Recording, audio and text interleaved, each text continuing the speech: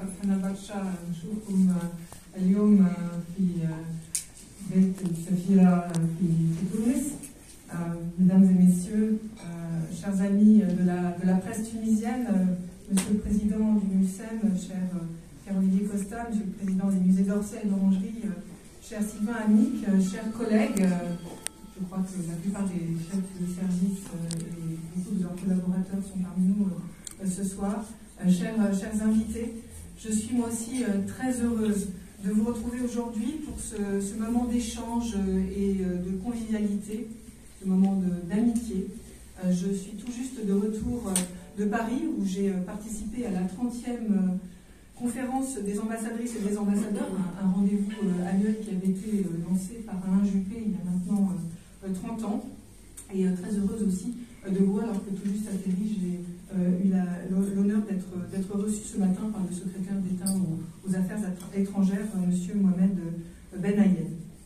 Alors, Henri d'Aragon l'annonçait à l'instant, l'année 2024 a été riche, elle a été, je dirais, indéniablement sportive, et au sens propre et au sens figuré du terme, une année particulièrement dense en événements, mais aussi en épreuves et en émotions.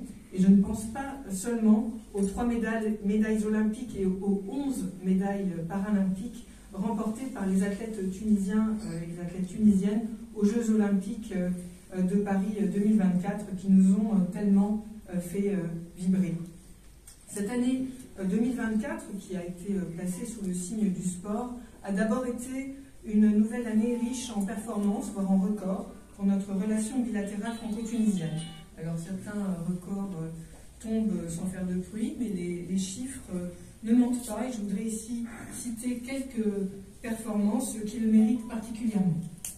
Sur le plan économique d'abord, la France est de loin le premier investisseur en Tunisie, tant en nombre de projets qu'en nombre d'emplois créés l'année dernière. Et nous sommes également toujours le premier client de la Tunisie, et ceci est important. Presque un quart des exportations tunisiennes sont à destination de la France pour un volume d'échange total supérieur à 12 milliards d'euros et un excédent commercial supérieur à 3 milliards d'euros en faveur de la Tunisie. Et c'est cet excédent commercial qui est un véritable moteur de création de richesses et d'emplois en Tunisie. C'est important de l'avoir à l'esprit. Les entreprises françaises, et ça aussi c'est important de le rappeler, continuent donc de faire le pari de la Tunisie avec des investissements qualitatifs en 2024 qui vont contribuer à la transition énergétique et écologique sur l'ensemble du territoire tunisien, notamment dans le domaine de l'eau et de l'assainissement, mais aussi le domaine des énergies renouvelables et de l'hydrogène vert. Sur le plan du partenariat pour le développement durable, qui est vraiment, je crois, un enjeu vital pour nous tous, la Tunisie est l'un de nos tout premiers partenaires en Afrique et en Afrique du Nord. L'AFD a ainsi signé en 2024 plus de 188 millions d'euros sur les secteurs clés de l'éducation, de l'assainissement, de la protection civile et du soutien aux PME. Là aussi, c'est, je crois, important de l'avoir à l'esprit. La Tunisie, vous le savez sans doute, est le premier pays partenaire pour Expertise France en termes de nombre de projets. C'est en effet le pays dans lequel le plus de projets conjoints ont été menés à terme en 2024 par Expertise France, alors dans de nombreux domaines, le domaine de la protection sociale, de l'entrepreneuriat féminin, avec près de 650 nouvelles sociétés créées par des femmes d'entreprises tunisiennes, grâce au projet FAST, à la clôture duquel j'avais eu le plaisir de participer. Et je voudrais le redire, j'en suis persuadée, les femmes sont la clé de la résilience économique en Tunisie.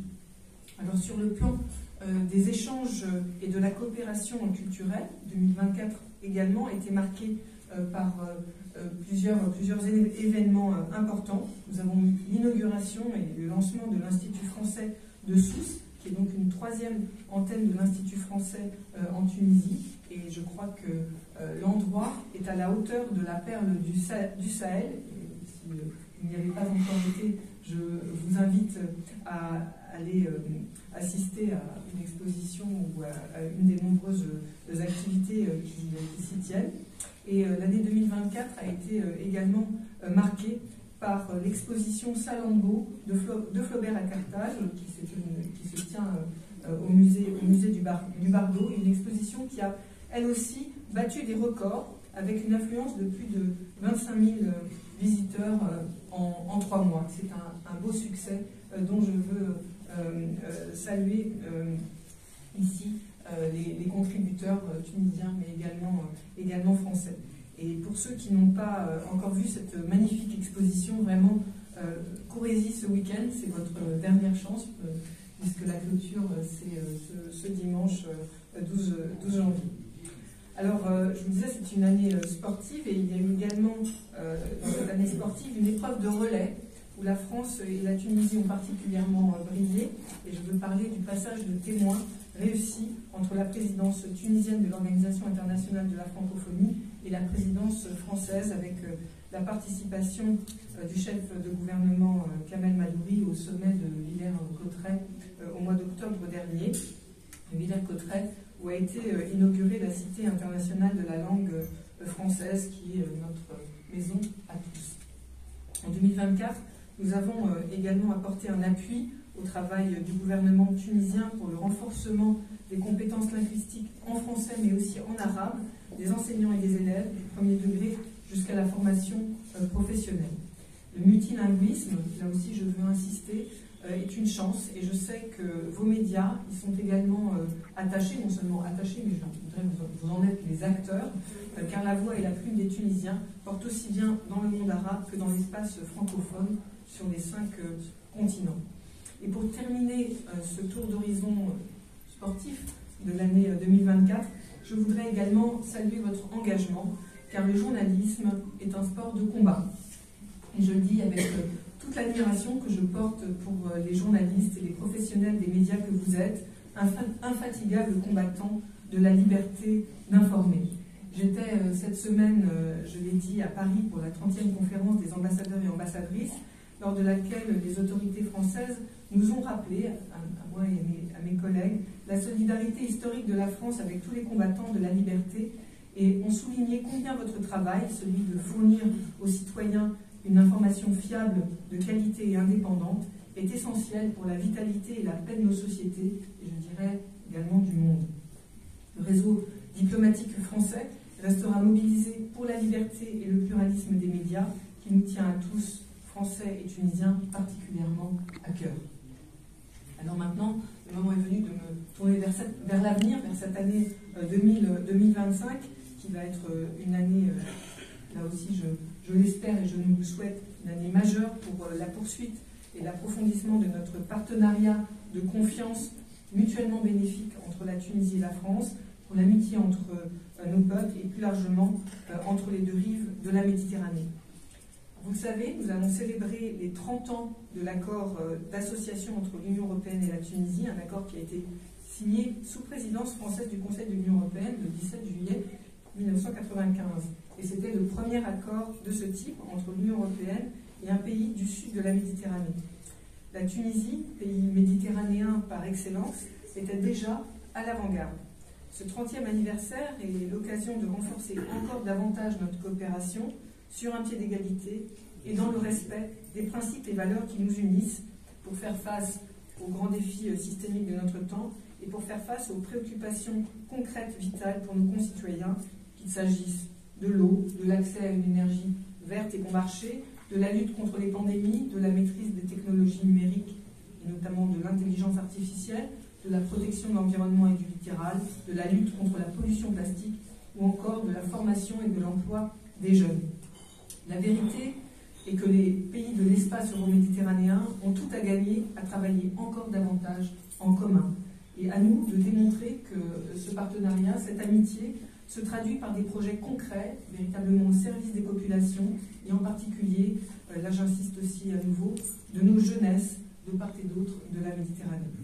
Alors, le président de la République a annoncé en début de semaine que le Maghreb sera au cœur d'un agenda positif avec la saison Méditerranée, le Fonds Maghreb, l'Académie des talents, et cela se traduit aussi concrètement ici en Tunisie dans le plan d'action de l'ambassade avec une priorité en 2025 pour le renforcement du capital humain dont nous savons qu'il est la première richesse et l'atout majeur de la Tunisie, dont les compétences et talents sont reconnus et appréciés partout dans le monde. La France est le premier pays de destination pour près de 14 000 étudiants tunisiens et plus de 18 000 élèves, dont 75% de Tunisiens, sont inscrits dans le réseau d'une vingtaine d'établissements de l'Agence pour l'enseignement français à l'étranger, l'AEFE. Alors, nous souhaitons aller encore plus loin dans ce domaine, en développement et en renforçant encore davantage la coopération universitaire, notamment le développement des consortiums d'universités franco-tunisiennes, et en continuant à faciliter la mobilité des étudiants et des chercheurs dans les deux sens. Là, je voudrais rappeler un chiffre, nous consacrons 1,5 million d'euros chaque année pour l'appui à la mobilité des chercheurs et des chercheurs étudiants pour plus de 350 bénéficiaires. Alors, en 2025, nous allons poursuivre notre stratégie d'attractivité et de mobilité pour les entrepreneurs, les chercheurs, les journalistes, les étudiants, les scientifiques, les artistes ou les personnes qualifiées qui ont le souhait d'aller en France pour se former, pour travailler avec leurs pairs, pour monter des projets communs et pour participer ainsi au développement d'échanges mutuellement bénéfiques. Alors cette stratégie d'attractivité qui a été très clairement réaffirmée par le président de la République et également par notre ministre et le ministre délégué Laurent Saint-Martin va de pair avec le renforcement de notre coopération en matière de lutte contre les flux migratoires irréguliers, ainsi qu'avec le travail que nous devons mener conjointement avec les autorités tunisiennes sur la lutte contre la fraude, notamment documentaire. Alors un autre record qui mérite d'être relevé, c'est le développement de nos capacités d'accueil des demandeurs de visa à Sfax et à Tunis, à travers les nouveaux centres TLS, qui nous ont permis de délivrer davantage de visas en 2024 que l'année précédente. Et là aussi, un nouveau record. Je crois que nous avons franchi la barre des 100 000 visas délivrés l'année dernière. Et pour maintenant vous donner quelques éléments en termes d'agenda pour cette année, j'espère que vous pourrez nombreux vous rendre en France pour couvrir les grands événements diplomatiques que nous allons accueillir cette année. L'année dernière, nous avons eu la francophonie et les Jeux Olympiques. Cette année, nous allons avoir le sommet de Paris pour l'action sur l'intelligence artificielle le mois prochain, les 10 et 11 février. Nous allons avoir le sommet nutrition pour la croissance les 27 et 28 mars à Paris également. Et enfin, la conférence des Nations Unies pour les océans du 9 au 13 juin à Nice, c'est-à-dire quasiment juste en face de la Tunisie. Et je le disais au secrétaire d'État aux Affaires étrangères ce matin, je crois vraiment que c'est une opportunité pour la Tunisie, une opportunité en termes de visibilité et en termes de rayonnement méditerranéen du pays. Alors la France, dans cette perspective, appelle à la ratification du traité sur la haute mer, du traité IDNJ, par le plus grand nombre d'États possibles d'ici l'échéance du mois de juin, afin que le traité puisse entrer en vigueur. Et cette conférence pour les océans, dite conférence UNOC 3, doit en effet, de notre point de vue, être aux océans, ce que la COP 21 et l'accord de Paris ont été pour le climat il y a 10 ans, puisque 2025 c'est aussi les 10 ans de l'accord de Paris.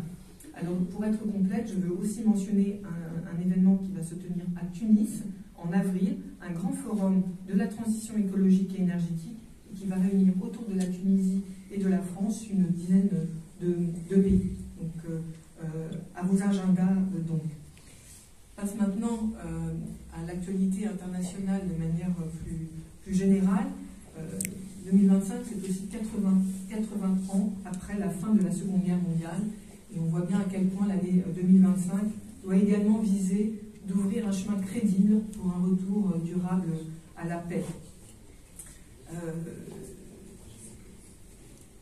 Le ministre des Affaires étrangères et de l'Europe, Jean-Noël Barrot, nous le disait mardi, la France continuera de faire entendre sa voix singulière au service et en défense du droit à cette fin.